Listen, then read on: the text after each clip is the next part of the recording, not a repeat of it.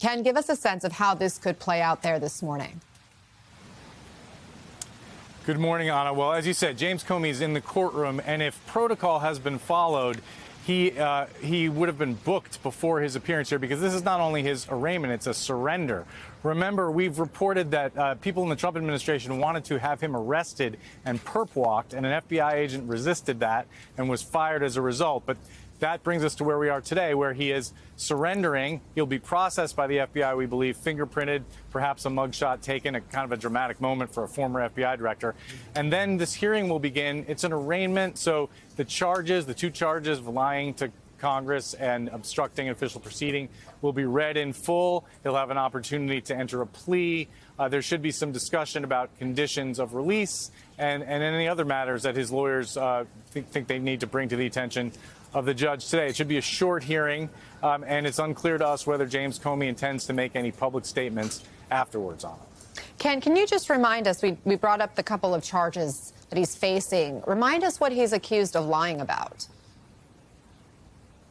Well, it's not entirely clear, Anna, and that's one of the interesting things about this case. The indictment cites a question that was put to him in a 2020 hearing by Senator Ted Cruz, and the context of the question was about his dealings with his deputy, Andrew McCabe, over leaks to the media. But we've subsequently learned that this actually isn't about McCabe. There's someone identified as person number 3 in the indictment. We've reported, and we've been told that is Dan Richmond, James Comey's former aide, who's working as a special government employee at the FBI. And so the issue is whether Comey was telling the truth when he testified way back in 2017 that he had never authorized anyone at the FBI to be an anonymous source in news reports. Senator Cruz essentially restated that question in the 2020 hearing. But none of this is clear in the indictment, so it'll be interesting to see if it's any more clear today. And for that reason and for other reasons, a lot of people think this is a very weak case, so weak, in fact, that not only was the Trump-appointed U.S. attorney forced out of office for failing to bring it, today we have U.S. attorneys, prosecutors in the courtroom on behalf of the Eastern District of Virginia who are from North Carolina. They're not from this district, which suggests that no line prosecutor in this district was willing to walk into court to bring this case on. Rebecca, again, the two charges today are lying to Congress and obstructing a congressional proceeding. How serious are these charges?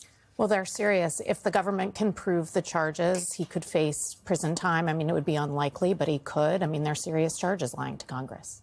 Judge, even if it is a high profile or a sensitive case like this, would you expect today to just go by the book, so to speak, or are there any potential curveballs you would be preparing for? I think we have to prepare for curveballs when we're dealing with this administration. But other than that, an arraignment is a pro forma proceeding in every criminal case, and it is a requirement that every criminal defendant be informed precisely of the charges against them.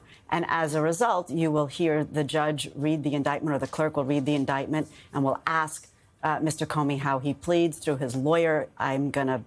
I'd put the safe money on Mr. Comey's through his lawyer saying that he pleads not guilty. There then should be a quick review about conditions of release. I assume that jail and bail won't be an issue in this case, and there'll be an adjournment, maybe a motion scheduled to figure out who's filing what papers. But it should be pro forma. It happens in every criminal case. It happened in Donald Trump's criminal case, and it should be uneventful. And we expect it to go fairly quickly. We Yes. just got an update from inside the courtroom. According to the Associated Press, James Comey just entered a not guilty plea when asked. Again, because it's federal court, we don't have cameras in the courtroom and people aren't able to get devices in the courtroom. So we're, of course, having a reporter inside, and we'll get the full readout when the court is over. But, Judge, we've already seen thousands of layoffs at the DOJ under Trump and Pam Bondi. We've seen a lot of Trump loyalists, some with little or no prosecutorial experience, elevated into these real senior high-profile roles. Other career prosecutors have been purged. Could that inexperience in a case like this hamper the federal government's case moving forward with this judge? Certainly. Even experienced lawyers and career prosecutors make mistakes in court. That's why we have an appellate process. That's why we have district courts and the Supreme Court to review what's done downstairs, so to speak, in trial courts. Certainly that can happen. But when you have inexperience and you don't have expertise, you'll find there'll be more pitfalls, and I'm sure that the defense will exploit that where appropriate.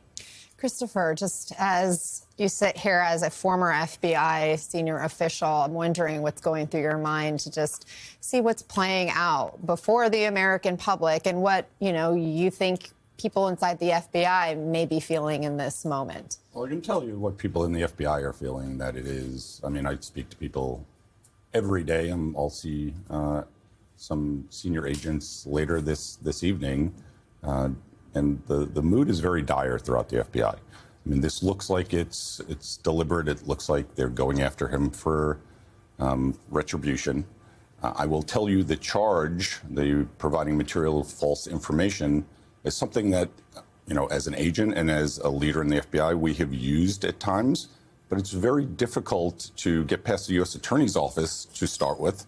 And what we generally do is we have our case built and all the details built before we pull anybody in for an interview so we can demonstrate that this person is intentionally, knowingly providing false information to the agents doing the interview. Once you have that, then you can demonstrate that they intentionally did this. They were trying to mislead the investigation. But it doesn't appear we have any of this. So normally, if this was an agent bringing this to a U.S. Attorney's Office, they'd be laughed out of the office. Well, and apparently that is, in effect, what happened with the people inside this U.S. Attorney's Office under the former U.S. Attorney, Eric Sieper, who was forced out because he didn't bring forward a prosecution. And as we've learned, according to our reporting at MSNBC and what Ken mentioned, this U.S. Attorney, the new interim U.S. Attorney, Lindsay Halligan, has now enlisted a couple of outside prosecutors to now move forward in trying this case. How unusual is that? It's extremely unusual. And, part of the thing about expertise, I mean, in a way, it avoids pitfalls that the defense can exploit, but it also is a reassurance that things are proceeding as they normally would. When you see the experts in the courtroom, or you have reassurance, the public does, and the judge does, that things are proceeding as they normally should. When you see things happen like this, it's a red flag. It's a sign that something is going on behind the scenes that is different and troubling. And so we might not know exactly what that is, but we've had that red flag, and I think as the public, we should pay attention to that. Ken, what are you learning about what's happening right now inside the courthouse? Yeah, the reporting, as you said, inside the courtroom, Anna, is that James Comey has pleaded not guilty to the 2 counts, that he's waived the reading of the indictment, formal reading, and that he is asking for a jury trial. All very standard pro forma things that happen in an arraignment, but that's what we know so far.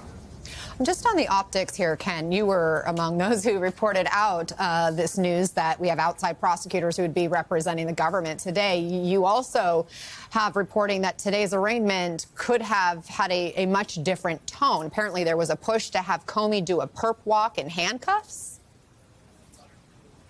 Yeah, that's right. That's our reporting. That's what the Trump administration wanted. We didn't know that, though, until we learned that the FBI agent who resisted that, who said, no, thanks, that's not how we do business here in these kinds of cases, that agent was fired for insubordination. And the FBI director has essentially confirmed that in a post on X.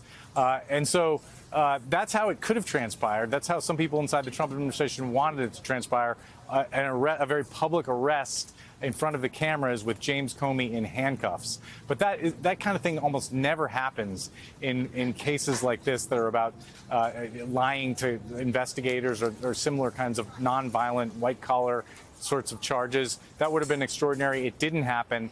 And you're absolutely right. To the other issue, which is prosecutors from outside the district having to come in and try this case.